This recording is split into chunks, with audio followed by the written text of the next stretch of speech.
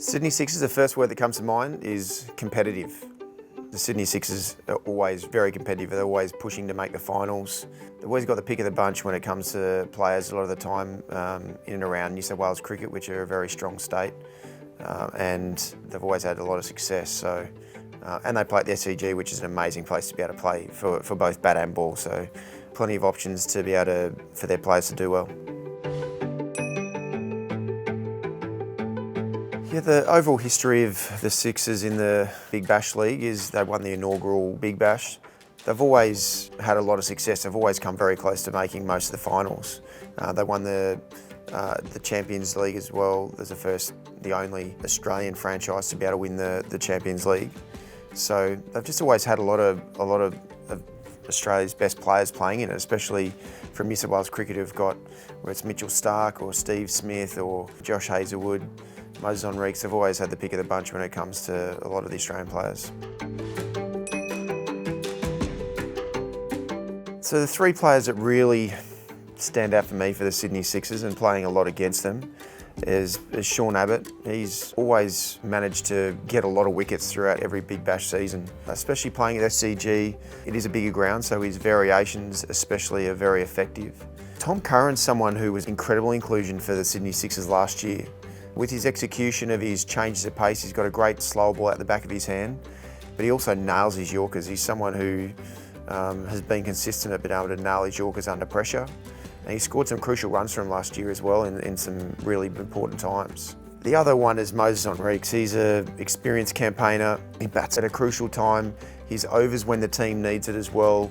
He knows how to be able to, especially from a defensive point of view, he knows how to shut down a game from a bowling point of view. And the experience that Moses has by playing nearly 200 T20 games. So he knows how to be able to, or what's required at certain situations to be able to help his team win. One core reason for the Sydney Sixers to do really well is their bowling. Their bowling options and their variety that they've got as well. With Sean Abbott, with Steve O'Keefe, who bowled incredibly well last year, also Tom Curran, and then you've got Moses Enriques as well. It gives them a really solid backbone for their bowling lineup. And they know how to bowl really well at the SCG as well, so it means they've got, under pressure, they've got some bowlers that they can go to they know are going to do a really good job. Moses Enriques would definitely be my captain for my team in my 11 circle. He's a top order batsman who's been doing extremely well in the Big Bash in the last few years. He bowls crucial overs to be able to, and he can take wickets as well, especially with his variations. So yeah, he'd be my captain for sure. The weakness for the Sydney Sixers would be their depth of their batting. They've always got a lot of high quality and world-class top order batsmen, but their depth in their batting lineup from probably 5 downwards has always been a big challenge for them. So that's their weakness. If their top order scores runs, they do really well, but if they don't, it can be a bit more of a challenge. So taking a look at the Sydney Sixers full squad, the few players that really stand out for me are Moses Enriques as their captain and their match winner with both, especially with the bat. Sean Abbott, who's taken a lot of wickets and consistently takes a lot of wickets in the times that he bowls. Tom Curran was an incredible inclusion for them last year and did really well with the ball, but also with the bat.